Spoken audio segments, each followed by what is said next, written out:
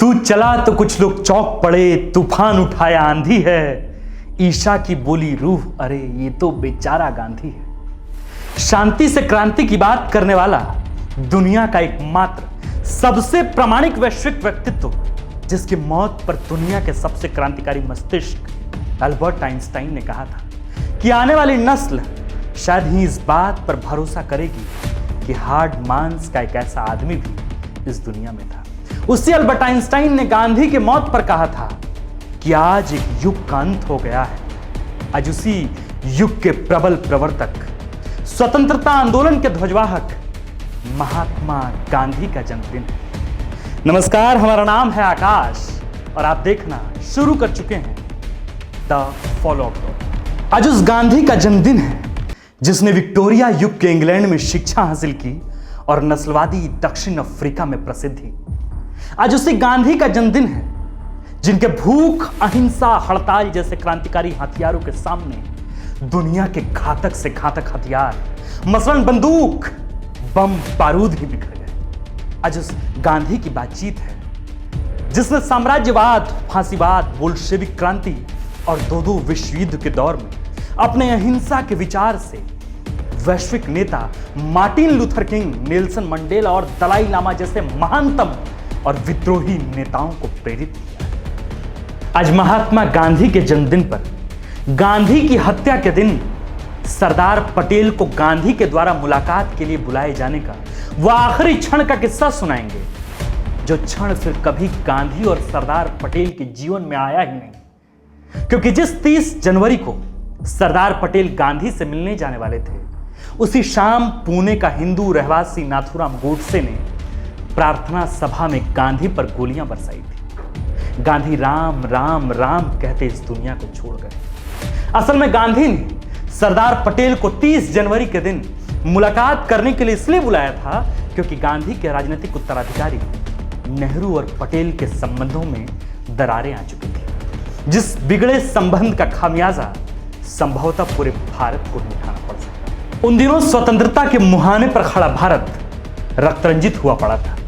पंजाब की आग बंगाल के बेलिया घाट तक पहुंची तो उसकी चिंगारी के छिटकने से जो आग भड़की, उसने पूरे बिहार को अपनी चपेट में ले लिया था। उन्हीं दिनों पंडित नेहरू का एक दौरा दंगा प्रभावित क्षेत्र अजमेर के लिए प्रस्तावित था। नेहरू ने आखिरी क्षण में अपने दौरे को ही स्थगित कर दिया। अजमेर के लिए अपने निजी सचिव को भेज दिया। उस वक्त गृह मंत्री रहे सरदार वल्लभ भाई पटेल ने नेहरू के इस फैसले की निंदा की। नेहरू ने सरदार वल्लभ भाई पटेल को जवाब भेजा कि सरकार के प्रमुख होने के नाते उन्हें यह अधिकार था कि वह कहीं भी और कभी भी जा सकते हैं या फिर किसी दूसरे व्यक्ति को अपनी जगह पर भेज सकते हैं। पटेल ने इसके जवाब में कहा कि कैबिनेट व्यवस्था में प्रधानमंत्री सिर्फ समान लोगों में प्रथम व्यक्ति होता है, वह किसी दूसरे मंत्री से ऊपर नहीं होता और न ही दूसरे मंत्रियों पर हावी हो सकता है। नेहरू और पटेल के बीच झगड़े इतने बढ़े कि दोनों नेताओं ने इस्तीफा तक देने की पेशकश कर दी थी। बस इसी सिलसिले में गांधी ने 30 जनवरी को सरदार पटेल को मिलने के लिए बुलाया था। पटेल को कहां पता था कि 30 जनवरी को होने वाली गांधी से मुलाकात फिर कभी नहीं होगी। गांधी वाकई भारत को एकीकृत राष्ट्र के रूप में देखना चाहते थे।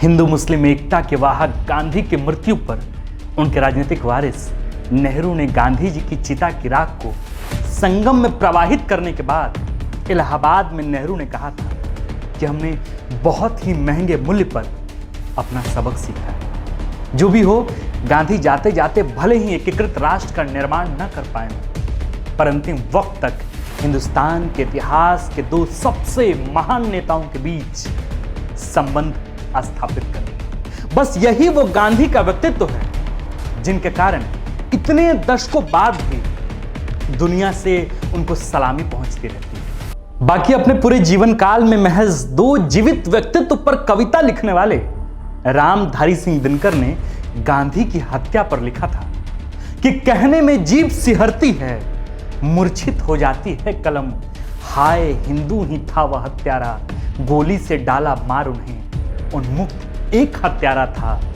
जो हिंदू था, जो हिंदू था। शुक्रिया। विवेकानंद विद्या मंदिर स्कूल एक CBSE affiliated English medium coed school है। हम शिक्षा के साथ संस्कार देते हैं। thefollowup.in. Like, share, and subscribe. www.thefollowup.in